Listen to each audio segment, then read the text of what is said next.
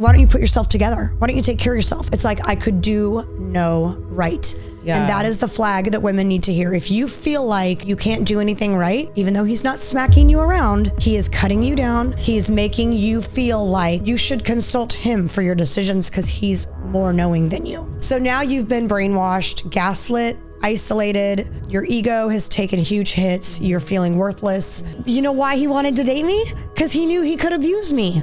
He knew I was weak. He knew I was in a horrible state of mind. He knew he could take those things and use them against me. We want you to leave. Trust me, please leave. But that is the strength that God is building in you. And this man was a crucial part of it. I believe that he taught me how to look for manipulations and gaslighting. That was it. Like, I know that if nothing else in the world, maybe that one girl. Like, God used my drug addiction to save one person. That is what the government did to us in 2020. Yeah. 100%. I mean, it was like, stay home, eat each other alive if they don't agree with you. Gaslighting. Oh, everyone's dying. Run for your life. Take all these vaccines. And if that friend were to speak out against him, like, hey, he's kind of doing this, then for sure it's like, she doesn't know what she's talking about. She hasn't had a relationship, and look at her relationship, and judge.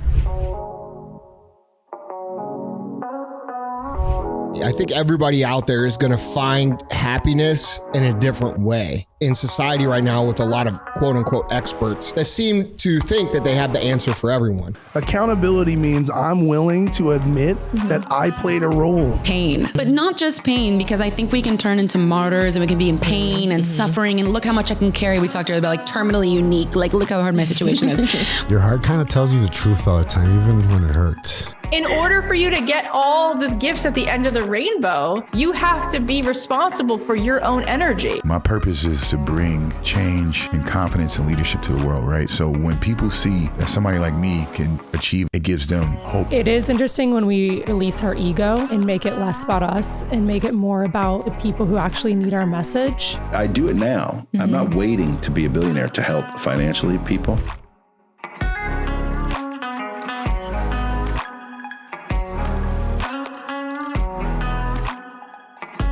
You guys are going to absolutely love today's episode, but before we dive in, I wanted to let you guys know about the 2023 Evolve retreats. I'm hosting 3 retreats this year in some of the most beautiful places on earth. The first one is in Oahu, Hawaii in July, and the next 2 are both in Iceland, both in September. This retreat is for men, women, solo travelers, couples. Everyone is welcome. Anyone that is interested in soul nourishment, adventure, exploring the beautiful wonders of earth, personal growth and development, connection, making new memories with new friends, and anyone that is on their own path of evolving. We are now accepting signups, so head on over to evolvethemilyretreats.com, and hopefully I will see you later this year in either Hawaii or Iceland. Now let's get to today's episode. Hello, everyone, and welcome to the Evolve with Emily show. I am your host, Emily Hayden, and today I have on here news personality, the host of the Patriot Barbie podcast, CEO of Crown of Country, which is a luxury clothing apparel brand, women's rights activist, author, and media relations, Freedom Square USA. We have Lindsey Graham, aka the Patriot Barbie, on today's show. Welcome. Thank you so much for having me. I'm really honored to have you. You are a badass. Like, you're a woman that's like, just, you're doing your thing, and it's really inspiring to see. It's hilarious that is the term used for me all the time, is badass. And I'm like, I'm actually such a nice person, but you but not on social media. Yes. Not on social media. Not on social media. I'm badass on social media. Yeah.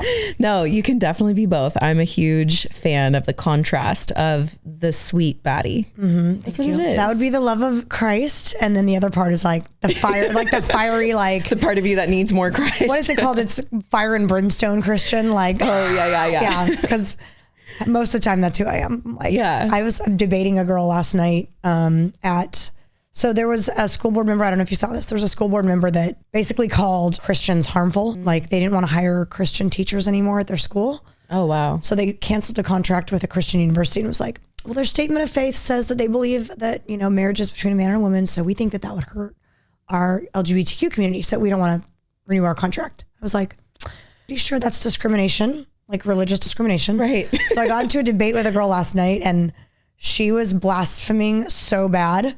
She was twerking across the street at the 8-year-olds. Oh, wow. And then coming over and being like, I'm a Christian too. And I'm like, well, you don't look like you're acting like you have the fruits of the Spirit. she's like, don't judge me. And I was like, don't blast from my God. I was like, the fire came down. I was like, my hands were shaking. I was like an old Pentecostal preacher. You know what? One thing that I love more than anything is somebody that has the full freedom to be the fullness of who they are, you know? And if you have that fiery spirit and fiery side to you, like, go for it. Let it go, Jesus. Yeah, let it go. I do. So there are so many different topics and things that we could talk about on today's show. Like, you are somebody that is so multifaceted and so, I feel like, passionate about so many different things. And I also know from a podcast that I watched of yours, I got to see a little bit into your story when it comes to love and relationships. Yeah. It was an interview with our friend, Peter Meyerhoff. Yeah. I've been shouting out What's Peter up, Meyerhoff Peter? a lot. What's up, bro? Peter. We love you. Man, he's awesome. He's been connecting me with a lot of really great people recently. Yeah, he's really good at that. There's nothing in it for him. He's like, oh, you should read this. It's like he's just helping people, which is awesome. I know. He's a great friend to know. I had him on mine too. You did. It was fire. It was fire. He's one of my favorites. The questions that he asked and the way he's just so real and curious and genuine. He asked the questions that you're like, I would never think to ask that. Yeah. And he expected me to ask him questions almost like a reporter type thing, but I would get like down and dirty. Like, you'd ask him that if you were hanging out with him at a bar and he's like, oh my gosh, this is so real. And I'm like, yeah, answer it. Yeah. Answer the question. Oh my gosh.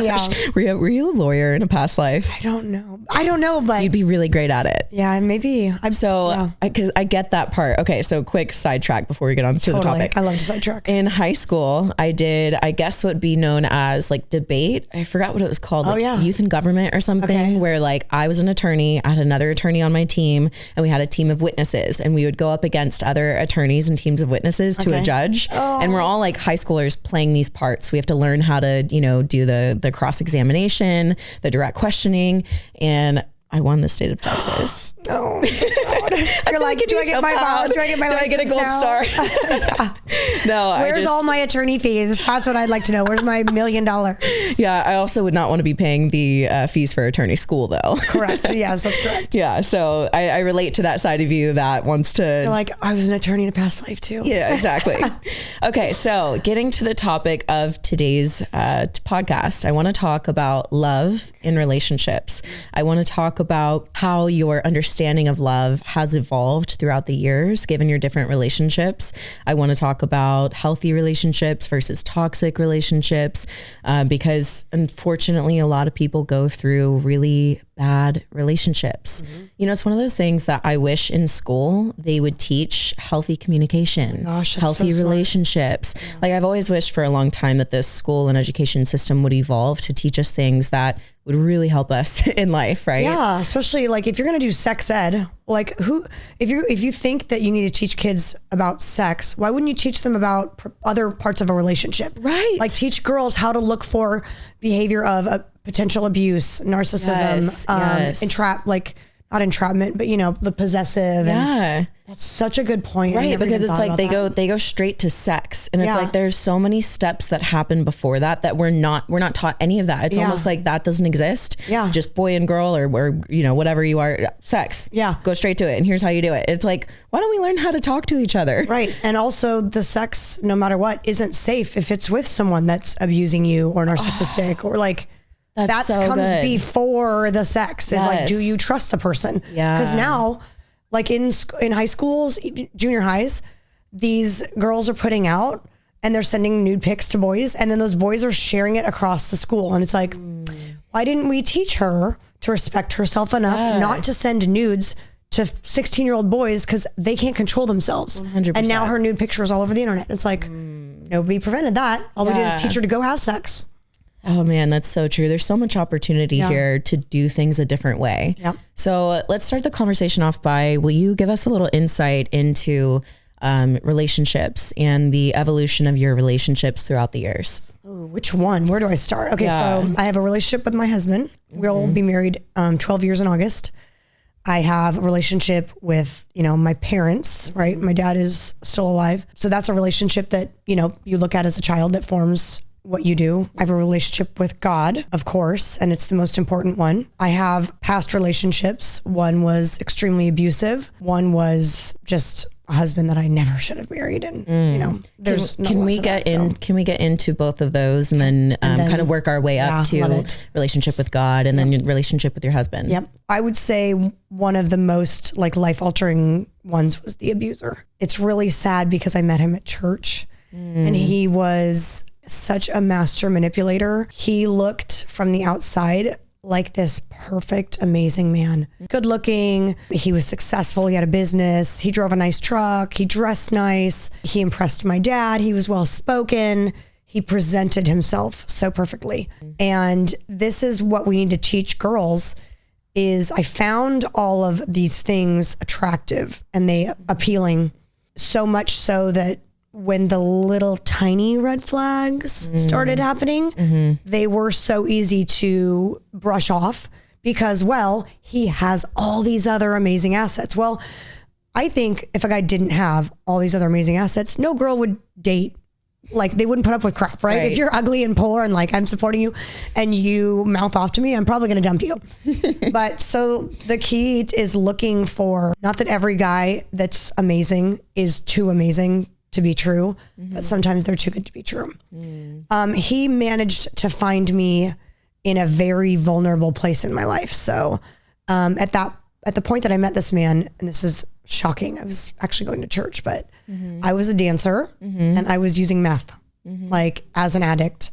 Wait, why did you choose to go to church during that time in your life? Because my parents raised me in church. Raise your child in the way they should go, and they will never, what is it? They will never depart from their ways. That's wild. Yeah. So my parents kept inviting me to go to church, and it was kind of like, well, it was almost like a habit. So I was like, yeah, I'll go. I mean, my brain didn't comprehend, and I don't mean this like you don't belong there, but my brain didn't comprehend like maybe you should get right with God and don't put yourself in. But I think you were in the exact place you should be. Right. Look at Jesus's life. He hung out with criminals and prostitutes and all these people that were breaking the law, or the people that society said wasn't good enough for the church. Right. So I think you were like so in, like Jesus would have been right next to you. It was perfect. I was the sinner in church, like getting my, which by the way, everyone is. The sin just looks different. Seriously. Yeah. So like, let's say that out loud. Yeah. If you're looking at porn and or you're an alcoholic, you're just as bad as a meth addict. Like it's all the same sin. I mean, there's levels, but a sinner's a sinner. So I was going to church with my parents, met him. So it was very easy for him right away to dial in on my weaknesses and be able to cut me down. Oh, well, I mean, you're not the greatest woman. You're a stripper, for God's sake. Like, wow, you're a drug addict. Shame. He was casting shame on you. Yeah. The great thing is, and you know, we know that God works all things for good. The great thing is that the idea of him, like the idea of a Christian man getting married, having kids, that's what I was raised to believe is what I want to do. I mean, that's my goal in life is like you be fruitful and multiply, you get married, you have children, you raise family. You don't be a stripper meth addict your whole life. Right. The idea of him, it created in me a desire to stop dancing. So one phone call where he was like, well, I'm going to, youth group tonight. What are you doing? I'm like, oh, I'm taking off my clothes for money. Right. It's a very different lifestyle. Right. So I quit that night. I just went, wow, this is not the life that I am supposed to be living. Like, I know that. Wow. So I did quit dancing, and, but he used, I mean, this story could go all kinds of different offshoots, but he was able to use those things and hold them over my head repeatedly. So that even when I stopped dancing and got a legitimate job, and even when I quit meth cold turkey because God told me to. Oh my gosh. Yeah. And that's a whole nother story. And then even when I gave my life back to the Lord and started attending a real church again and really having a relationship with God again, he was still able to say, well, you're still a piece of shit, basically. Like, wow. I mean, you're not a real Christian. Like, real Christians don't do what you did. And which is wild because of the hypocrisy of him even saying that. Is so unchristian. Like, yeah. Like that's like you don't understand God at all if that's really what you believe. The judgment that people feel justified to cast on others without looking at their own lives or without, you know what I mean? Like God doesn't even judge like that. Yeah. God says, I love you. Let's go this way instead of the way that you're going. Yes, exactly. And it was so sad because I don't know what he thought he was doing, but it was creating, chaos in my relationship with God, where I was like, well, oh, wow. Is he right? Because I mean, I'm now officially like an abused woman. He went from, emotionally abusing me, verbally abusing me, to physically abusing me. So he did escalate quickly into like physically hurting me. Can you describe the escalation of that process? And I ask this from the standpoint of when women are in relationships and it kind of starts out as like emotionally abusive and they don't even realize it, right? And then it's like verbally abusive. What is that evolution like? Because I think a lot of people in the first stage think that person would never physically harm me. Right. And even that person who's doing the harming would say like, oh, I would never hit a woman. Right. Yeah. But I think once you've experienced the first two and maybe the third stage as well, you're able to recognize, oh, this is where that leads. Yeah. So how could we describe that phase, or like, what is something you could say to someone who's maybe in that first stage of maybe emotional abuse or verbal abuse? Okay. So they should be looking back now. Hopefully this prevents any woman from staying in a relationship like this. Mm-hmm. Looking back now, the signs were so clearly there, but no one had taught me. Yeah. Like you said, the signs, totally. Right? So he had done a number of things. He would contradict and cut down anything that I said that was either, real, truthful, factual, an opinion. So my opinions were never valued. My facts were always debated. My truths were always debated. So I was always questioning myself. I was always thinking, well, he's smarter than me. I'm dumb. I guess I didn't do my research. I don't know what I'm talking about. He's a better Christian because he's been going to church and living a biblical life. Like, right. Can you believe my mind is looking at him? Yeah, I'm sitting here just like amazed because the way that you're describing this is bringing awareness to an awareness that I didn't even have of how even something as small as debating every single thing that you say and kind of like putting down every single thing that you say, what kind of effect that can have on your own self-confidence, on your own like intuition. Yeah. I mean, and doesn't that seem subtle? Like you say, oh, I guess the owner of this restaurant like donates to this nonprofit and he's really well known and like such a good guy. And he goes, well, I heard he this and this and this. It's like, it could be as tiny as something like that, an opinion about a different person. Everything they say contradicts what you're saying. So it makes you inwardly say, well, maybe I shouldn't open my mouth, or I don't want to say something that's not true, or maybe I'm wrong, or maybe I'm stupid. So maybe even at like a subconscious level where you stop voicing, like you stop using your voice. Yes. Yeah. Wow. So it silences you and or it questions what you think you know. Then with that idea implemented into your head, you start to feel less value overall. I mean, overall, I felt less valuable through my mind. Okay. So he also was able to target my looks, my appearance, the way I dressed. If I wore my makeup a certain way, he would make a little comment like, you sure wear a lot of eyeshadow, or like, why do you have to wear that much makeup? I don't know if you should wear red lipstick to church. That's kind of like distracting. Oh, wow. Things like that, right? Are you going to grow your hair out? How long are you going to grow it? Why did you get highlights? Oh, I think you looked better with dark hair. Things like that, right? And then when I would do the very thing that he would claim was okay. Are you getting, what I'm saying? Yeah, because I've just experienced a lot of this stuff. Oh, well, I liked your highlights after I'd go back dark because he said he didn't like the highlights. Oh, I thought they were pretty. Oh, well, why aren't you wearing makeup today? Yeah. Why don't you put yourself together? Why don't you take care of yourself? It's like, I could do no right. Yeah. And that is the flag that women need to hear. If you feel like you can't do anything right, even though he's not smacking you around, he is cutting you down. He is like, whatever the term is for emasculating a woman. Right. He's making you feel like you should consult him for your decisions because he's more knowing than you. You're not worthy of coming up with your own opinions. Yeah.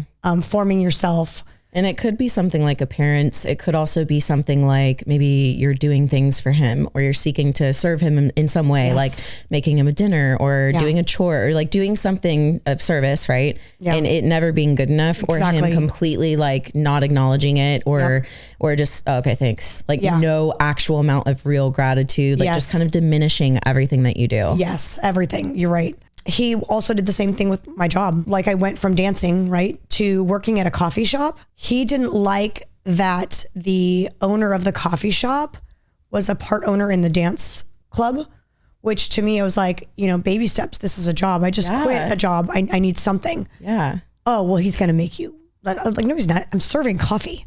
Right. Okay. So that job wasn't good enough. I think you should find a new job. I think you should cut ties. Okay. So I cut ties, was jobless for a while. Oh, why don't you go get a job? Like, okay, seriously, this is great. So then I go get a job at a gym and he's like, wait, so you're going to be working with dudes all day? So like, you're going to start working out and get like ripped and get in shape and all these dudes are going to hit on you all the time. And it's like, oh my gosh. So like, okay, where can I work? So that leads into the other thing that he did, which should be very obvious, right? Which is isolating you. And that these are all standard things that like abused women go through. And it just sucks that you don't know this until after. I mean, every single friend was, oh, she's a bad influence. She's kind of a slut. Oh, she's kind of annoying. Or, oh, she's kind of this. Or did you see what she, like, how she looked at you? I don't think she's a good friend. Or even like judgment on the friends of being like, do you really want to be seen around them because of certain things that they are or that they do? Yep. Yeah. Like making you think that you shouldn't be around these people that actually care about your heart. Right. And if that friend were to speak out against him, like, hey, he's kind of doing this, then for sure it's like, she doesn't know what she's talking about. She hasn't had a relationship and look at her relationship and judge. Yeah. Little by little, he had picked off pretty much all of my friends, kind of forced me to spend more time at his church, with his friends and his family, who all of course think he's, the greatest thing to ever walk the earth. So very isolated and distanced from my previous life. Yeah. And I just to kind of reiterate, that isolation, I think often, maybe not always, but often I think it happens pretty slowly. So you don't even recognize that you're being isolated until all of a sudden you're, at the end of it, isolated alone in a room and you literally feel like you have no one to call. You have no one to call because you've cut off all your friends. And yes, it is slow. And it's also because this is a slow brainwashing. This is a slow gaslighting. It's actually happening in your brain when he says, well, she said this. And you go, that's because remember, I'm not right anymore. Yeah. He's made sure that I'm not as smart as him. So when he says, well, she said this, I don't think that's very, good for you or healthy, or that's not, good for you to be around. It's like, you're probably right. Right. And you love and you trust this person, right? So when they're saying that, it's like, oh, they really care about me. Yeah. They want me to be better. Oh man. Yeah. And so you truly look at that friend and you're not just obeying what he's saying. You truly convince yourself he's right. She's probably not a good influence. So you cut them off yourself and then you have no one to blame because he didn't tell you to do it. You did it because he convinced you that it was a good idea. So now you've been brainwashed, gaslit, isolated. Your ego has taken huge hits. You're feeling worthless. At the same time, he is saying like, you're so lucky to have me. Like if no one else would have you, right? Because you're so ugly and fat and dumb now, right? And that's when you become the weakest that you can be. So that's when they can start laying hands on you and you're already convinced that this relationship is completely normal. When it switched from the emotional and verbal abuse to the physical abuse, how did you process that in your head? What were your thoughts? Were you now thinking, like when that physical abuse occurred, were you now thinking, oh my gosh, I got to get out of here right away? Or did you go straight to like accepting his apology? Like what did that look like? Like how in it were you? Do you remember? I was in it pretty deep with this dude. So this was like 3 years off and on. He started off, of course, really subtle. I think that most abusers don't full on like smack you or punch you or beat the crap out of you. It started with like a shove and it escalated to shoving on the bed, escalated to holding me down because I wasn't listening to him. It escalated to putting a pillow over my face because I was trying to scream for help. To like strangling, it started with a push. And you can imagine at this point, women are like, it was just a push. He didn't hit me. Like, come on. Right. Don't be ridiculous. Right. It was an argument. And then they probably even take blame for the argument. Like I was in the wrong, or they even genuinely got upset. Maybe they raised their voice. Maybe they responded. And I know in abusive relationships, oftentimes you can be made to look like the bad person or whatever for responding. Right. Right. Like when they overcross every single boundary and finally you've had it and you respond, and then it's like you're painted as the bad guy. Yeah. Well, he certainly did that. It was like you were lying and I can't trust you. I can't trust you because of your past. And so like, for example, he would accuse me of, I can't even think of something like maybe flirting with a guy at the gym or like a guy from the gym would text me, hey, can you cover my shift? And he'd be like, who's that? And I'm like, Jeff from the gym. Right. Why is he texting you? Well, shouldn't that go through the manager? Well, why is he texting you? You're sleeping with him, aren't you? And it's like, no, he asked me to cover his shift. You can see the text. And then it would be like, you're lying. You're effing lying. You're lying. And I'm like, I'm not lying. Yeah. And then that would escalate to like a push. And then, in this specific relationship, me as a person, I still had the ability to discern you're messing with me.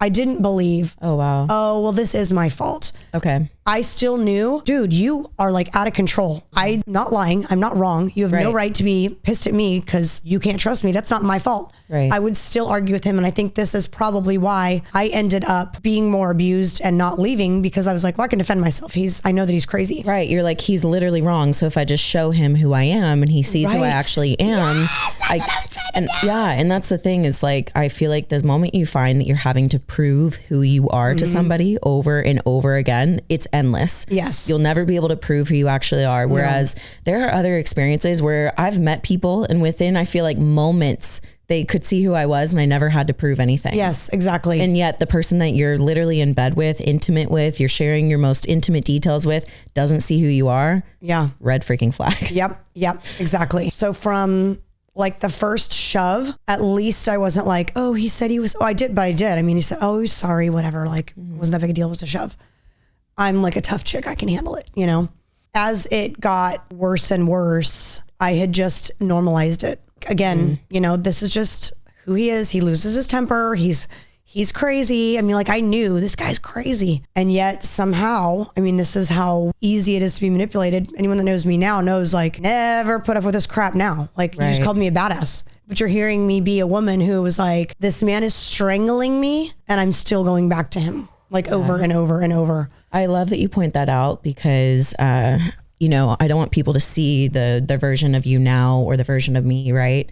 And think that this is who we've always been. Right. Like even really strong women can go through this. So it's probably why we're strong. Literally. And so especially to the women that are going through this, even though you feel really weak, you can be a strong woman. You can have courage, have strength, and leave any situation. Yes. I mean, I know that people look at me and think that I'm very strong, and I am. I know that I am. Yeah. But I've had really, really weak moments in order to get here. Yeah. And I've felt weak. I felt like I had zero strength. So I want to paint that picture so that the person who feels in that position right now, they know that they can take steps to be this strong, confident baddie that we know that we are, right. You know? Yeah. There's a pastoral message that I've heard repeatedly, which is basically like, if you ask God for patience, or you pray for patience, little dust doesn't come down on your patient. He teaches you patience, right? Yeah. So it means that he's going to teach you to wait on something that you really want.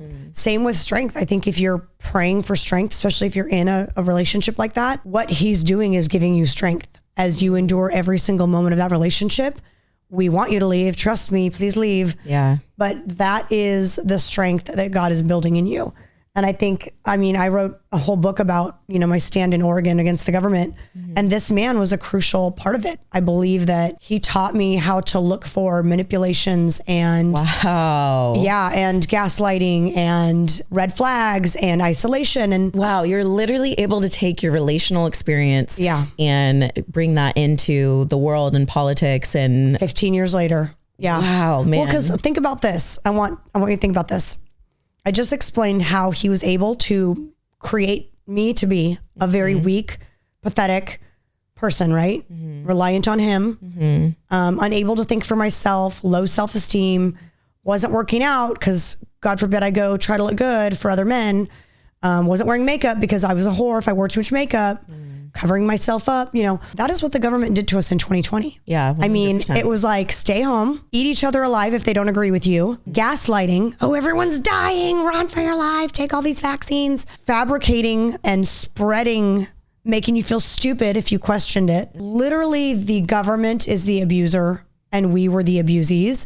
And I think that that's why in 2020, I was like, I recognize this behavior, right? And I don't agree with it this time. I do not consent. Yeah. So yeah, I mean, that's wild. That should inspire people too, though. Like, go look back at your past, at some of your hardest relationships, and understand that wasn't all in vain. Like, it taught you something. What did it teach you? Not everybody goes back and goes, oh, I dated this total prick and he this and he cheated on me and he this. And it's like, okay, so yes, he's a prick. Yes, he cheated. But what did you learn? Yeah. Like, what did you take from that? Yeah. What did it do for your life later? Yeah, that's so good. And, you know, I was talking with a friend the other day how there's so many moments in life that I feel like we feel broken, right? There's these experiences in life that break us or it feels that way. However, when you're really aware to the divine spirit that's within you, which I believe is God, when you're aware to that spirit, what you realize is that spirit itself only strengthens. That's right. It literally never breaks. Yeah. The human part of us, maybe our psyche, emotionally, maybe we break, but like that part of us, it gets stronger and deeper and wider and has more experience and more perspective. It gets more fruitful. And then you actually have more gifts to be able to share with other people. That's right. And so I think that really is the beauty amidst the pain, because we do go through really painful circumstances. But even like you right now, I can't even imagine going through what you went through. I can't imagine the pain that you experienced, but what you're able to share now is beautiful and life-giving because of that. Yeah. So I hope that really speaks to somebody that is in the midst of their pain, you know, like there really is purpose in it. And get out of it. If you're in it, get out. If you got out of one, look at, you know, what God did with that journey. Yeah. And don't try to make sense of it before you're able to understand it, right? Sometimes you ask the question, why? And sometimes that can be really just hard because you don't have those answers yet. Yeah. But often looking back with perspective, when you've done some healing, you start to get these like ahas of like, now I get it. Like now I understand. Yeah. So, okay, take us into your relationship with God, right? When did your relationship with God become real? And could you even, I like to ask the question, when did God become real to you? So anything question. You have on that? Raised in a Christian home, went to church all the time, believed in God. Family was pretty functional, raised in a house full of love. I probably gave my life to the Lord in Sunday school, I would guess, when I was like 7 or 8, who knows. I really gave my life to the Lord under a level of true comprehension when I was 13. It was so random.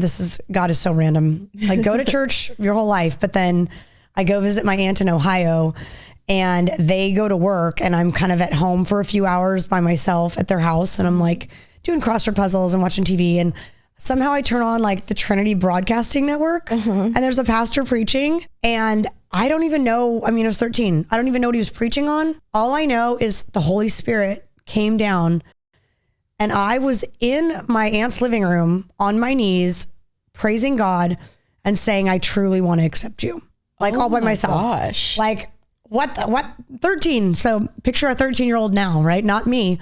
Nuts. No makeup, wearing one-piece suits, like prepubescent. One-piece suits. Like, I love that. That's what you think of. I don't know why. That's so cute. I don't know why I had to say that, but yeah, like mismatched clothing. Like I'm a little kid. Yeah. And but like you experienced God. Experienced God for the first time. And, you know, then life kind of went on. I think I was a pretty passionate Christian in my teens and through high school. I was a very, very, very good kid. Went wild in my 20s, as we already know. Like college and whatnot. Didn't go to college. Just, I got that age. Yeah. I got a job as a flight attendant. And so it was like a party every weekend. Oh, gotcha. Okay. Started using drugs and all those things. Then when I gave up meth because of God. About that. So dating the abuser, knowing that he wasn't really like my God and he was wrong about things. And I knew that there was a God and I knew that I had a relationship with him.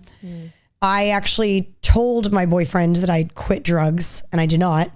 I found a way to hide my drugs and take them a different way so that he would never know. And I was still like functionally using meth on a regular basis. No one knew. I don't know how no one knew, but. Right. And in the coffee shop, I was like tweaking out, being all weird and like schizophrenic. It was kind of right there that God was like, what are you doing? Like, look at you. Look at you. What are you doing?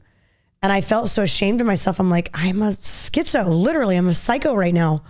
I'm mentally like messing with who I am. He basically said, wash them down the sink and you're done. Just kind of said like, you're done. Was this like an internal voice that you were experiencing at the coffee shop, or like, how did you experience this? I don't know. I've not an internal voice, like just an idea, like kind of like an idea. Okay. And because I've never really felt like I've heard God's voice. Which, like, I'm just curious, do people on meth, do they normally think of, I should put these down the toilet? No. And that's why I'm like, I think this is God. Because I'm like, why would I do that? These are my drugs. Hello. I paid a lot of money for this. But that's what I'm saying. I'm going to go through withdrawals tomorrow. It's like a bad idea. Yeah. It's like the thoughts that you know are like not your regular thoughts. And that is what makes me think, okay, I think this is God telling me to do this. Yeah, because like that's not a normal thought you have. So typically God speaks to me through other people. Like I'll say, Lord, show me a sign. And you know, we know that God can't like force a butterfly to go by the window. If I say make a butterfly go by the window, I mean, he could, but if he wanted to. But what else does he? I mean, I guess he could just make a new butterfly that, you know. I'm gonna watch out for a butterfly now. I swear, if it happens during this episode, be insane. Well, there's a bug, but not a butterfly. A butterfly, Lord. Butterfly's a butterfly. Gonna come. You know what's funny? I don't even know if we have butterflies in Arizona. Oh yeah, that's actually true. I'm not sure you do, but the butterfly is my like logo, just so you know. Is it really? I might be your butterfly actually. Oh, you are my butterfly. I'll be your butterfly. Okay, I did not know that, by the way. I made that up. So yeah, normally I tell God, okay, just speak to me through other people, or, you know, and this is why it's so important for Christians to listen to God's voice too, because you never know what he's telling you to do. That's not even for you. It's for somebody else. Right? Oh yeah. Yeah. So when you obey, it may not even be something that's supposed to resonate in your life. It's like that other person that you don't even know, a stranger. It could be something as stupid as like, no, I shouldn't wear that shirt. I'm going to wear my Jesus shirt, or I'm going to wear this shirt. And who knows if the girl you pass in the grocery store is saying in her head, Lord, if you're real, show me a girl in a hot pink shirt. And I walk, you know, like, it's so crazy. You never know what God's doing. I love what you're saying. Like follow the promptings that you feel. Yeah. I felt that the other day. There was, well, I don't know. I don't typically share like what I do, but I'll share this one just because. Oh, listen up, folks. Well, I just never share if I do like a deed or something like that. Okay. You know what I mean? Yeah. So that's what I mean. But like, I'll just share this one because it was small, but I'm like driving, right? And there's homeless in California, and you know, I used to live on Venice Beach. So like they're everywhere. Right. Yeah. But here in San Diego, they're really not that many, but I saw one with this like dirty freaking blanket, man. They're walking around with like, just like the dirtiest blanket. And I was like, oh, absolutely not. And I like stop at CVS. I stop at CVS, but it was more than like myself being like, no, you can't have that. I like felt that prompting, you know, and I don't have any idea what happened after she got the blanket. You know, I just asked like, hey, like, would you want this blanket? She was like, yeah. I was like, okay, sure. So I give it to her. Right. Yeah. But, I think it's important, like you're saying, just to follow those promptings, even if you never hear anything back, even if you don't know if it had an impact or not, like you never know what that's doing. Yeah. So I love that you share that. You don't do it for you. Yeah. And you also don't do it for like, I need to know how it ends. You just do it out of pure obedience. Yes. Because if we got that gift of like, oh, I know that night something happened, right? She was able to sleep better, or she was something. Right. Then you're like, oh, good. I got the satisfaction of knowing I made a difference. It's like God just wants you to obey blindly. Yes. And like, that's the difference between, I think, giving from a true place of giving versus a transactional way of being and giving. Yeah. You know, even like in, you know, business or in just friendships or relationships, I don't like transactional things, or it's like, well, I'm going to give this in order to get this. Right. Like our friend Peter at the beginning of the show, we're like, he literally wants nothing. Like he connects people and he gives literally just to do it. Yep. Like I think he's a great example of that. He is. I want to tell you a funny story. Yeah. It's not funny, but. Oh, I mean, I love when we say that. I'm going to tell you a funny story. Well, it's actually really sad, but no. Oh my gosh. Okay. So Mike Lindell, his book, Against All Odds, he is a drug addict, a gambler. He's blowing all of this money. It's like, his story is so insane. You have to read his book. Okay. I laughed. I cried. He's in Vegas and meets this other kid that's doing drugs and gambling. The kid is broke. He's high. He's somehow runs into Mike Lindell, and they're going to go gamble together, his last $300 or something. And Mike Lindell gives him his last $300 is like, because this kid has a family back home. He has a girlfriend that's like waiting to marry him. And he's like, I can't go home now. I'm a mess. I've like blown all of our money. She'll never forgive me. Mike Lindell gives him his last $300, which technically he's a crackhead. He should be saving it for his crack. So this doesn't make sense, right? Right. Like literally the kid cries, thanks him. Mike Lindell prays over him as a crackhead. Wow. Sends the kid on his way. All he knows is like his first name. We'll just say it's Josh, right? Yeah, okay. That's all he knows. 10, 15 years go by.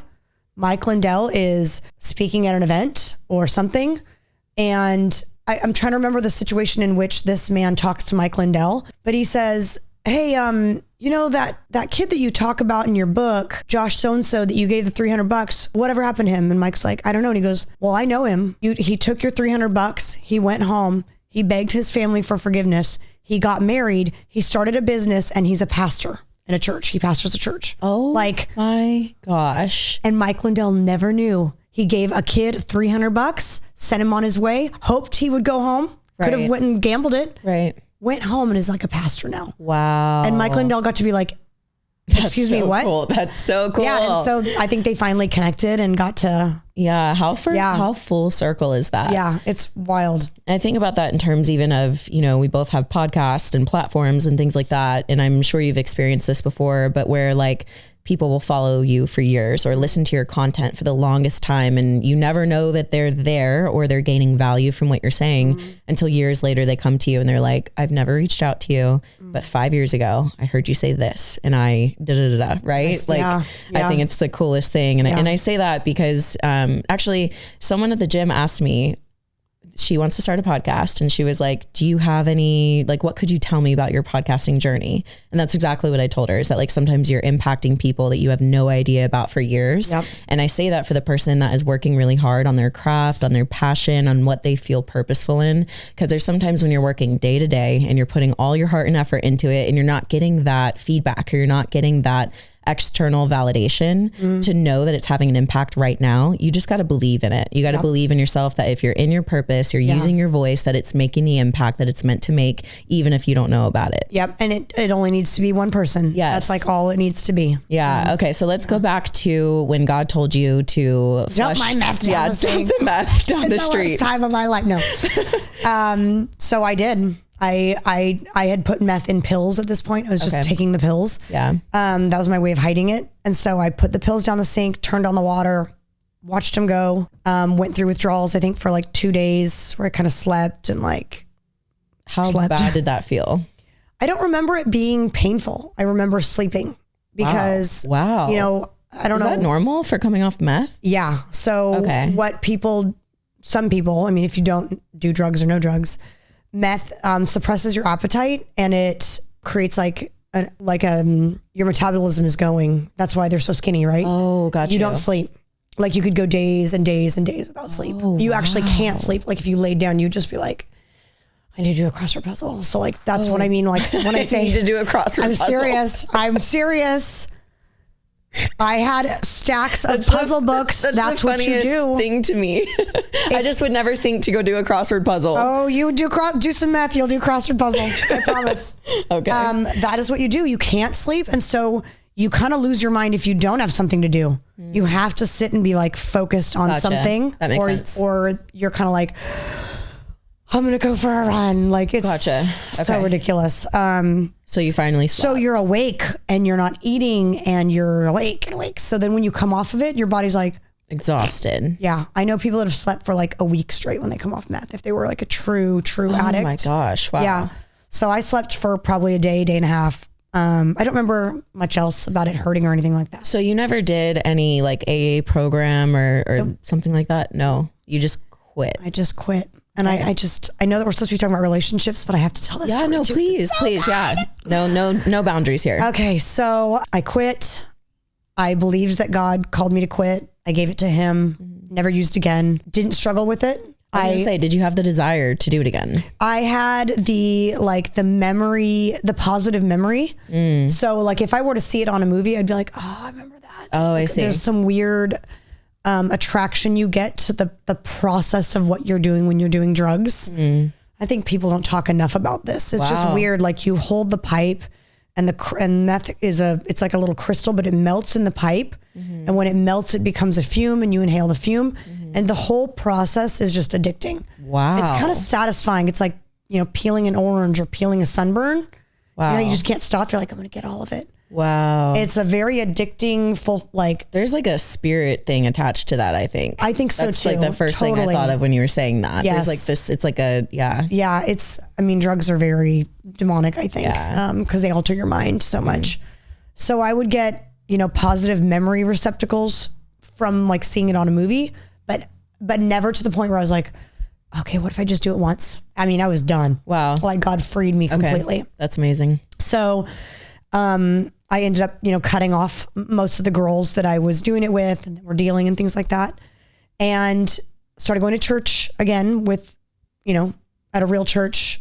I had been on a break. What do you mean by real church? Like compared to like... To me, real church. Like I'm going to church for God. I'm not just going because I'm going with my parents. I see what you're saying. Like your intention was authentic. For me, it was going to real church, not like I'm going to church. It's like, no, I want to go seek God at church. Gotcha. Yeah. Okay. I think I was on a break. I mean, I was always on a break from abusive guy because we would break up and get together and break up and get together. So I was broken up. I was on a date with a guy from church, and this was probably 3 months maybe after I got clean. And I went into the bathroom at this movie theater. There was only one other girl in there. She was in the mirror tweaking. And I know what that looks like, right? Oh my gosh. Most people wouldn't know what it looks like unless you were a drug addict. She was trying to cover up scabs on her face, and she was looking down, and she'd look over sideways at me.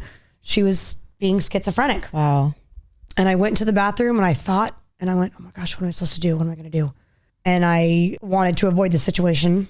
So I washed my hands. She kind of was like looking sideways at me, washed my hands, literally grabbed the door, and that not so voice. It's like, no. I just got chills. So I stopped and I was like, gosh dang it, I don't even know what to say. I stopped and I turned around and all I said was, I know what you're doing because I used to do it too. And she's like, what do you mean? And I was like, I know what you're doing. And that's all I really remember saying before she started crying and she didn't want to do it anymore. And I told her she could be free. I told her that God had freed me and could I pray with her? And I prayed over her, like laid hands, prayed, got her phone number, which I still have memorized. Oh my gosh. This is like 20 years ago. Prayed over her, got her phone number, and said, I really hope that you go home and tell your mom. She lived with her mom. Tell your mom what you want to do. Like, get help. She said, I will, I promise, I will, I promise. I said, you promise? She said, I promise. And she left, and that was it. And 2 days later, I called her phone number. I want to say her name was Tiffany. It's funny that I can remember her number, but not her name. Right. That's wild, actually. It was Laura. Some 1992 name. Right. So I called and we'll say Tiffany. I said, is Tiffany home? And she goes, no, she's not. May I ask who's calling? And I said, no, I'll just call back later. And she goes, is this the girl from the bathroom? And I said, yes. And she started crying. This was the mom. Oh my and gosh. said, Tiffany's been sleeping. She came home and told me that God had sent an angel to her to quit using drugs. And she came home and told me she wanted to get clean. And we're getting her help and she's sleeping it off right now. She hasn't used since she got milk. And I'm like, yeah, of course. Waterworks. Like, yeah. So that was it. Like, I know that if nothing else in the world, maybe that one girl, like God used my drug addiction to save one person. And I got the satisfaction of knowing, I think God knew that I needed that. He needed me to know, do you see why I let you go through things? Your bad is going to be good. I'm going to use your sins and your decisions and your past to bring other people to God and to glorify me. And that was like all I needed to know. It's like, okay. I've got authority in Jesus. That is so beautiful. And it's so true. Before the podcast, I'd shared with you how I had JC on the podcast recently and how because of the depth of what he's been through, he was able to speak to me and I'm sure many others in a way that impacted me in a way that where, someone else who hadn't been through what he's been through, it wouldn't have hit the same, right? Yeah. Example, had you never done meth and you just walked in, you're like, just a nice girl, it's like, oh, hi, can I pray for you? It probably wouldn't have hit. No. But I think you being able to be like, hey, yeah, I see you. Like 3 months ago, that was me. Yeah. Yep. Wow. That's really beautiful. It is really beautiful. Thank you for sharing that. Yeah. Just a little offshoot. Yeah, no, that's really, really beautiful. So talk to me a little bit about your relationship now with your husband and what does a healthy relationship look like? Like what are maybe some green flags for healthy relationship and communication? Yeah. Well, I think number one, my husband loves Jesus. And so that makes a huge difference. I mean, the fruits of the Spirit come forth in people. So talk about that a little bit, right?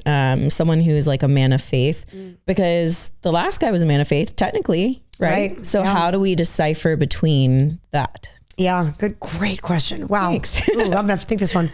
So it should have been, if I knew the Bible, if I knew what to look for, if I was a study, if I was consulting God in my life about my decisions, you would think that it would have been clear to me, this is not a man of God. And honestly, I knew he wasn't a man of God.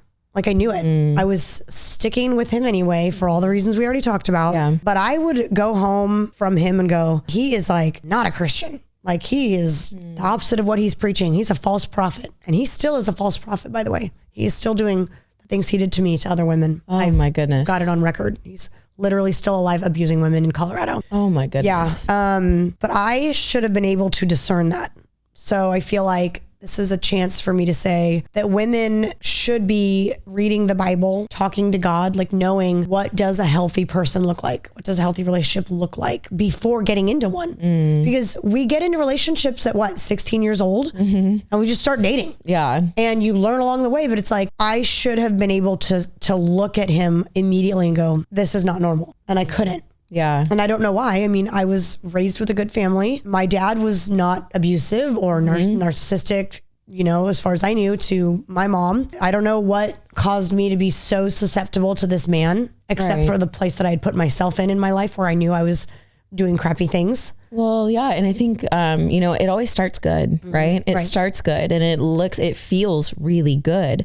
And so I think it fulfills a desire that we all have at our deepest core. We desire to be seen, to be heard, and to be loved. And in the beginning, they're not going to make you feel stupid and bad, or else you'd never go on a first date with them. Right. You never go on the second or third date. But once they've already got that hook in you and you feel like this is love, now all of a sudden you're looking past all of these really disrespectful things and dishonoring things because, oh, but they love me. So maybe there's a positive to this, or maybe, you know, so I think that kind of could help explain it a little bit, but explain a little bit about your communication with your husband, right? Like, what does it look like? For example, I used to literally ask the question, I'm like, is it normal for someone to be this like mean when they're mad? Because I didn't know. I'm like, do all couples go through this? Do all couples experience, okay, when he's upset, this happens. Yeah. Right. So like, what does it look like when you and your husband maybe have a disagreement or something like that? Like, what does healthy communication on hard topics look like? Interesting. Well, I will say this. I don't think that we have the healthiest communication. I think that's just an honest. I love that you're so honest about that. I really don't. We both tend to like harbor. Okay. Instead of trying to pick a fight. It's like we're more trying to just keep the peace in our home. If something irritates us, then like I really try not to nag him. So I'm like, is this worth bringing up or not? And most of the time I'm like, no. See, but that's real. That's picking your battles, right? Yeah, right. Yeah. So yeah, picking battles, a little bit of harboring and like keeping things inside. So there's been a couple times in our marriage where we've both like just kept our opinions to ourselves. And then when it finally came time to talk about it, we like blew up at each other. I think that that's kind of normal, that blow up fight, because of what we chose to do, which is keep it inside. So we tend to talk more now. But I will say this, like, I don't think it's normal for men or women, and this might be an opinion, this might not be fair to say. Right. Just from your experience. I don't think it's right for people to pick things up and throw them like a glass vase. You know what I mean? Like that's rage. You should be able to, as an adult, be like, I'm not going to do that. Like, I'm able to pick out pretty quickly when people have a quick or explosive temper. Some people don't always have a quick temper. Sometimes it's pretty subtle until it's not, right? Yeah. So it's being able to kind of like pick up on those little things. Yes. But also one thing that I've learned as a woman is we are incredibly intuitive. If we will learn how to really tune in. Yes, trust ourselves. And trust that, and trust like even the energy, right? Like when you feel something is off, man, sometimes I would say it out loud, like, hey, like I feel something's off, and they would just kind of like gaslight you into thinking that nothing's wrong. And you're like, why is the energy completely messed up right now? Why like when a guy starts treating you different and you say, what's going on? Like you're not acting. And yes, I am. And it's like,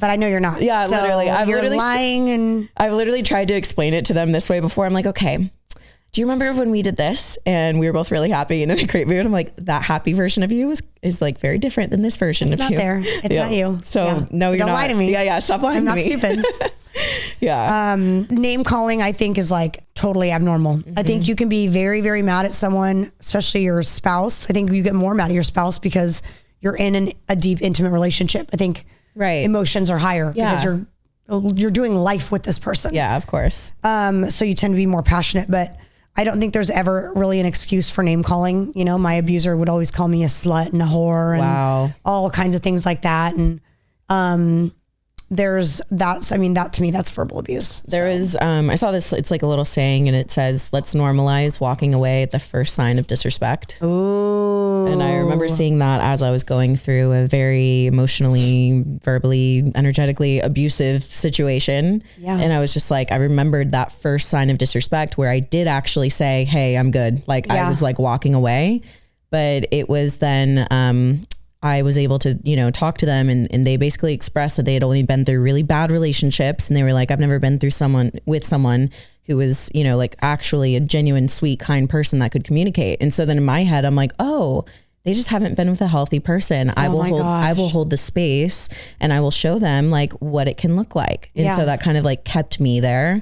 And now looking back, I'm like, no, like the second there is that disrespect, goodbye. Yeah. Like you don't need to be the person that teaches them. You can teach a friend, you can teach a sibling, you can, you know, but like you don't need to be that person in your most intimate relationship. And honestly, that to me sounds like he used that to sort of manipulate you into staying like, oh, I didn't mean to treat you that way. It's because this and this and this. I'm damaged. Like, and you're like, oh, he took responsibility. But that's the same as saying like, I'm sorry for hitting you. I got really upset and you said this. And my last girlfriend would always say things like that to push my buttons. And so I didn't know any better. And it's like, well, then now you know better because I'm dumping you. Like, totally. That's the best lesson you can teach them is like, well, now you know because I'm dumping you. Yeah. So don't do it again. Yeah. And honestly, like when you think about relationships, you really should not be putting up with these things in your most intimate relationship, right? It's like, that's the one relationship where that person needs to be on the level that you're at, emotionally aware, a conscious individual, taking responsibility, treating you with respect. Like all of these things should be literally the bare minimum. Yes. Like the things that we're talking about right now are not even like, let's set your goals. They're not controversial. Yeah. These are not high standards. No name calling. The bare freaking minimum. You know? So like don't settle for anything less than at least the bare minimum, but also recognize that it's bare minimum and actually have goals for yourself for an expansive relationship that can call you higher, that equips you and encourages you and inspires you to live your life. Like one thing that really helped me is I would always ask the question, is me being a part of this relationship, is it making me more of who I am? Is it making me happier, more joyful, more inspired, or is it doing the worst? Such a good point. Okay. And I have to say something that I think would be controversial. Okay. I'm excited about it.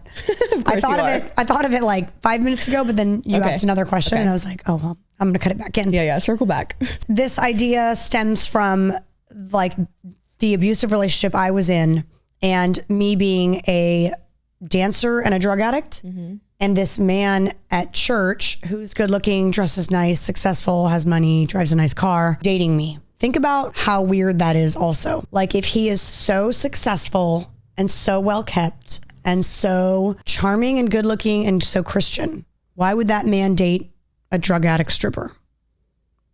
He took me out. I told him my whole story. I told him who I was and he continued to date me. So as controversial as this sounds, like what kind of woman are you? If you're looking for a quality man, are you a quality woman? Are you rising up to the bare minimums? Are you a woman that a good man would seek after? Because I think the first red flag should have been, well, why does this guy want to date me? Me now? Oh, I'm a winner. Ooh, I'm a 10. But me then? A stripper drug addict?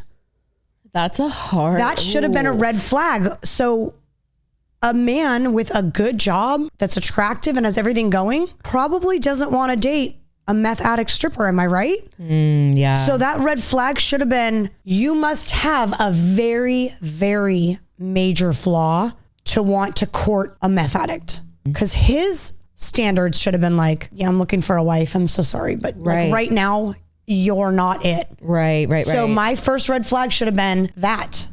You know why he wanted to date me? Because he knew he could abuse me. He knew I was weak. He knew I was in a horrible state of mind. He knew he could take those things and use them against me. And he had the power position over you. Totally. Yeah. That was my first red flag, was even that he would even take me on a date after admitting, I do drugs. I'm like literally an addict and I take off my clothes to other men for money. Right. I mean... And I love that you're bringing this up. This is controversial and this is like a hard topic to talk about out loud, I think. Yeah. Because there's a lot of thoughts going on as you bring this up. The first thought that pops in my head is like, no matter who you are, you're deserving of love, right? Correct. But then it goes to what you're saying, which is like, okay, yes, you can be deserving of love, but you can also be honest with yourself of like, am I being the woman that I know that I'm called to be? Am I being the woman that is attracting what it is that I desire?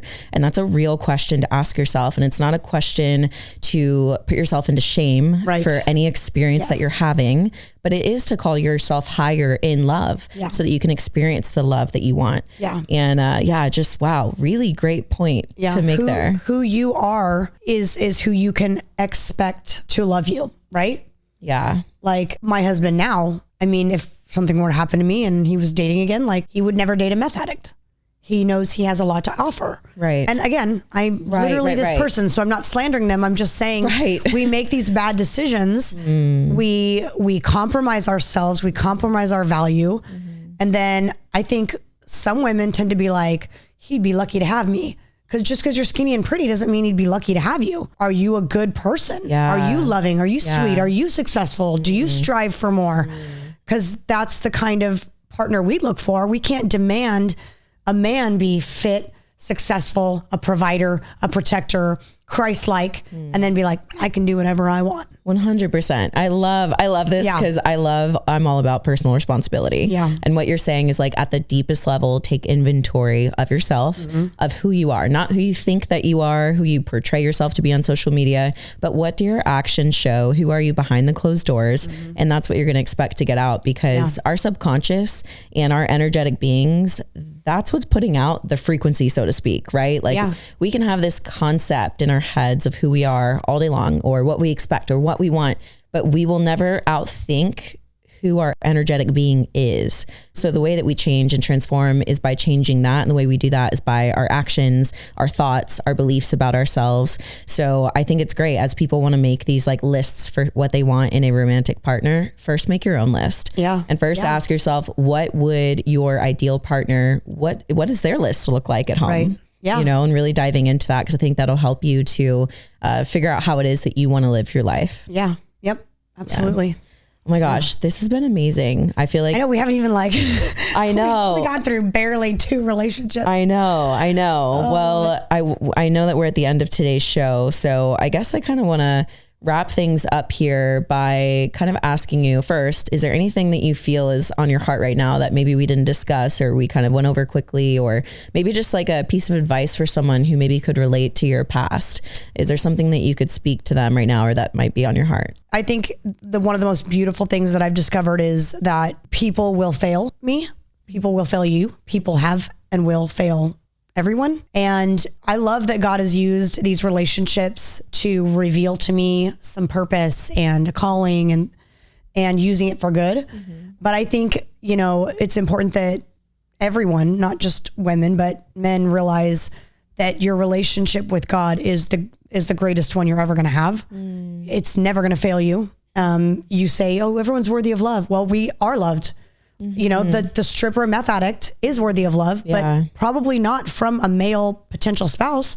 I got my love from God. Like that is the ultimate, unconditional, never ending, unfallible, unshakable love. And of all of the relationships in my life, the only one that matters now is my relationship with him, because everything else falls underneath that.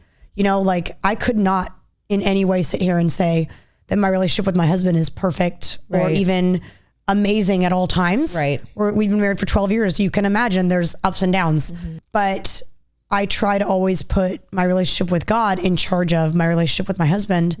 And he works miracles. Like he really does. Like, could you give me a little, maybe some practical things of like, how do you practically do that? Right. Cause I feel like sometimes that sounds like a concept that's really hard to grasp. Like, how do you actually put God first in your life? Is it daily practices? How do you experience God? Like, could you elaborate on that just a little bit? Cause I think this is important. Yeah. So lots of prayer. I mean, I pray about everything. I may not even always do what's right. I may misunderstand. But the important thing is that I pray and I back my decisions on scripture. So again, not always, I'm not a perfect Christian. Yeah. But you know, like my husband and I were going through some communication issues recently, and it's so crazy. I started praying about it and I was like, Lord, I don't want to be, you know, picking my husband apart about these things. I want to be respecting him for the man that I know he is. Like I'm really fortunate to have the husband that I have. Literally something on my social media feed was a scripture, not even in the real Bible. It was a picture of scripture. And it was the message that the devil instinctively tells you to look at people's flaws so that you would be separated from them, right? And I knew that that's what the devil was doing, was like making these stupid little things my husband was doing irritate me. And then I started praying about it. Okay, Lord, he doesn't need to change. I would like for those things to be fixed. We can talk about them later. But I need you to change my heart so that I'm not looking at these things every day only and not the good things. And I prayed and prayed and prayed. And I'm not joking. Like, God helped change me because God's in charge. We're in charge of ourselves, personal responsibility. I can't pray, Lord, tell my husband to stop doing this, this, and this, and this. It's like, he probably could, but he's not going to. So it really gave me this like incredible, miraculous clarity to start pointing out how fortunate I was to have the husband that I have and to stop nitpicking. Like, well, I wish he would do this, or I wish he would carry my bag up the stairs, like stupid little, you know, what? Okay, I'm going to and then after my heart started changing, I saw God work in my husband's heart. I saw him start to do things that I had been praying about that I never verbalized. Isn't that weird? Dope. That's really cool. Like, I'll give you an example. I'm like the ultimate take care of me, like kind of princess, you know? Yes. Queen. Even though I can take care of myself, I want to be taken care of. I am the same. Yeah. So I'm like, got it. But like, pick up my bags. You will open the door for me. You will open every door for me. You will pull out my chair. All the 1920s things. Oh, I love that. And I would actually get mad at my husband that he wouldn't go and start my car for me when it was cold in the morning. Oh my gosh. Okay. That's a little further than me. This is a great and embarrassing example. He'd never done it. So why in the world did I start thinking, well, why doesn't he think about doing that? Why isn't he considering me? Like, it's freezing. I will make comments like it's freezing. You have a queen level that like I admire on a level I would never. That's amazing. I would think the keys are right there. He knows that I've got to go load all the kids. Why isn't he going? Why are you laughing so hard? No, because that's just like, that blows my mind. that my mind would go, why aren't you rubbing my feet right now? Literally, that's what I'm saying. Like, where's the palm tree? Yes, fanning where is the palm tree? Yo, that is hilarious. So my heart would start to go, this is something I would think of doing for him. Like, it's very thoughtful. I'm not joking when I say that I prayed about not thinking about those stupid things. I know it's stupid. And noticing the good things he was doing. Yeah. And then my heart got changed. And then I'm not joking. He turned the freaking heater on. He started going out to my car and starting my car for me. I never said a word. Stop. I've never said a word. He's not doing it all the time. Yeah. Which makes me mad. No. But it was like God's way of saying, see? Wow. Like, I can do these things, but it starts with you. Not him. It starts with you. Like, that's so good. And I think isn't that crazy? Yeah. I think a lot of our journey in personal development and getting, better relationships and the things that we desire to experience in our lives, it always starts with us and our response to situations or circumstances, right? So even like you feeling, I'm having this communication error with my husband. And really it's like, actually, what if you change the way that you relate to your husband? What if you focus on the thing that you want to grow, which is gratitude, right? You said you started focusing on the things that he does well and why you're lucky to be with him, because what we focus on grows. So we focus on the nitpicking, that's going to grow. The problems become bigger. It becomes this huge thing when it's really not a thing. Like, it's, oh my gosh. And listen to what I just said. Out of nowhere, after 12 years, I changed the game. Like I did. I was like, start my car. And I expect you to do it without me telling you to do it. Like, he's going to magically go, I bet that Lindsay likes the color teal now. I'm going to buy her a teal cup. Like, if I've never said that, right? That's how ridiculous it is for me to think that he's going to wake up one day and go, I should start her car for her when it's cold and get the heater going. And so one of the reasons why I'm dying laughing is because I lived in LA for 7 years and chivalry is not necessarily a thing there. So like after living there for 7 years, I went home to Texas and I went out with my little brother, Sam, who's like one of my best friends ever. We were, going out to the bar together and we love like just having fun and like whatever.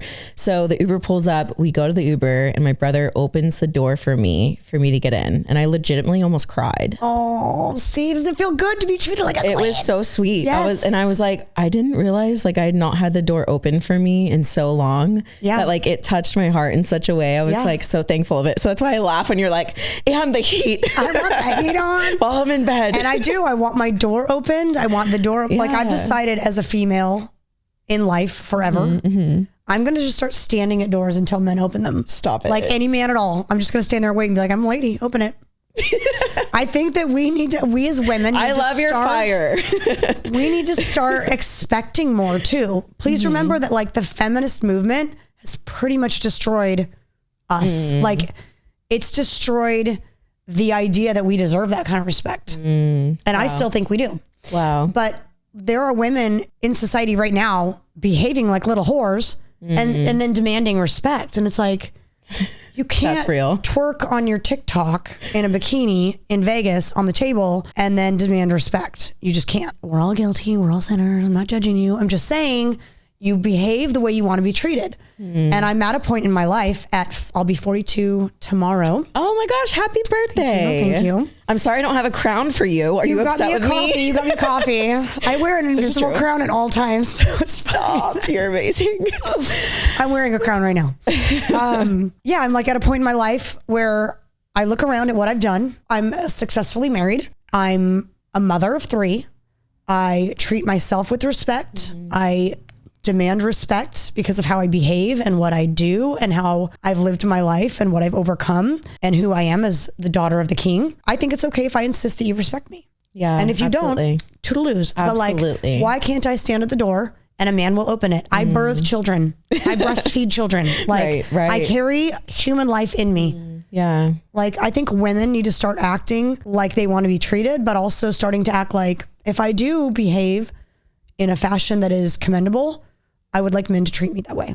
I don't think that's too much to ask. I think it's another way of saying you attract and you get what you are. Thank you. That's like summarizes everything I've been saying for the last hour. Got you. Like, there it is. That's a wrap. No, that's a wrap. No, really. Go ahead. What did you say? You attract? You attract what you are. Yeah. You attract and you get what you are. Yes. Yeah, that's what it is. Yeah. So regardless of if you kind of put that in the terms of like expectations or whatever, however you want to say it, you just attract what you are. It's like an unwritten rule of life. Right. You can really watch it. And I remember realizing that, and it was really difficult to realize that when I would go through toxic or abusive relationships, because I was like, but I'm a good person. I do the right thing. I care about others. I'm respectful. Why am I getting this? And I didn't realize it's because it was how I treated myself when everything was quiet. When everything was quiet, my relationship to myself was being manifested in toxic, abusive relationships. Wow. Nuts, right? You knew you were a good person, but you didn't, was it like humility? That would keep you from believing like I'm worthy of more? What is it? I think that that's a whole nother thing. So I love that you say this because I had a male friend of mine who's known me for like 10 years. And he laid into me in a really loving way, like lovingly, like gave me that really hard dose of truth where he was like, who told you that you were not worthy? Right. And he was just like laying into me like that. And that was at the root of everything. That was the issue. It was a subconscious thing. Cause I knew my worth consciously. I believed in myself. I've always like really cared about people. I respect people. So I knew I was a good person, but there was this like unconscious hurt that wasn't healed. And because of that, it was manifesting in my most intimate relationships. So that little voice inside that some women have way too much or way too often or unjustly that says, I deserve better. Like you didn't have it. You were like, oh, I mean, no, this is what I knew that I knew that I deserved better. I knew that I did not deserve this treatment and I just didn't get it. I didn't understand why I kept getting that treatment. Interesting. Until I went on a journey of myself and I started loving and respecting myself and valuing myself. Like I value my energy so much now. I could not imagine putting it in the hands of someone who would harm it so much. Yeah. Like I almost see like my inward self as like this precious like being. Truly, I know that I am, you know? Yeah. And so to put that in the hands of someone else and allow them to literally abuse it, like I could never. And I think before I just didn't have that connection with myself. I didn't have that deep reverence for myself. And I think the more that you get to really respect and honor and cherish yourself because God loves and cherishes you, you won't ever put yourself in that situation again. Yeah. When you start looking at yourself through God's eyes, right? Regardless of what you do or what you say or how much of a sinner you are or what you felt you did that day that wasn't, worthy. Like the way that he sees you and your value is, it's a very different, it's hard to understand that, but like I even had an experience recently, and then we really do have to wrap up. I have an idea on how we can continue this, so go ahead. Okay. Well, I had an experience recently where I was praying, but it was more like just like a conversation. Like I was asking God questions. And I think a lot of the times we pray in statements, and where I believe that my relationship to God has deepened is by asking questions and literally waiting for a response. And I don't always get a response, but like sometimes I do. And it was actually in a float tank. And I asked God, have you ever done one? Yeah. Oh my gosh. I did it pregnant. So I was like, take it all the way down. Yeah. Right. Oh gosh, I bet. And I was just still. I was so still and I was so present.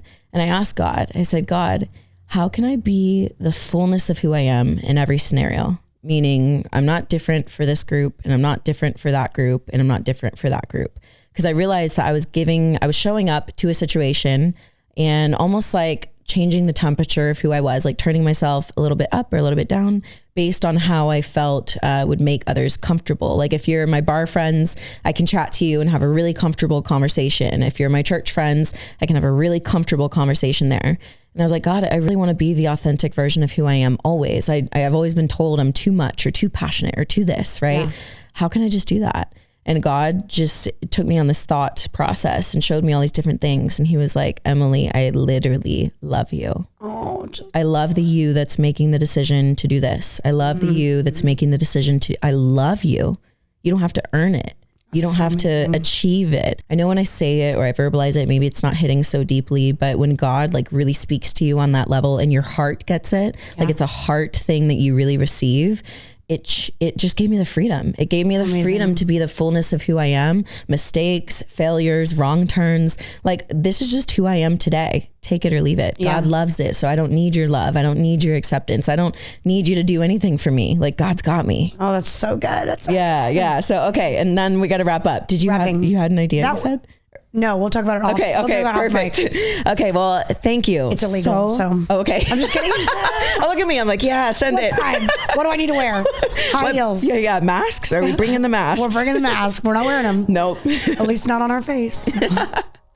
Oh, man. Okay. This has been amazing. Yeah, it has. Like, truly, thank you. I know, let's do it again tomorrow. No, I'm down. I'm still here. You guys know the drill. If you enjoyed today's show, please do us a favor. If you feel like one of your friends needs to hear this message, text it to them. You can share it on your Instagram stories, tag both Lindsey and myself. Her information, everything is linked down below. So if you guys want to listen to her podcast, if you want to purchase some of her clothing, if you want to just get in contact with her, you can find her there. Thank you again for being on the show. Thank you so much. I know, this is great. Okay, guys, I will see you in the next episode of Evolve with Emily. Later, everyone.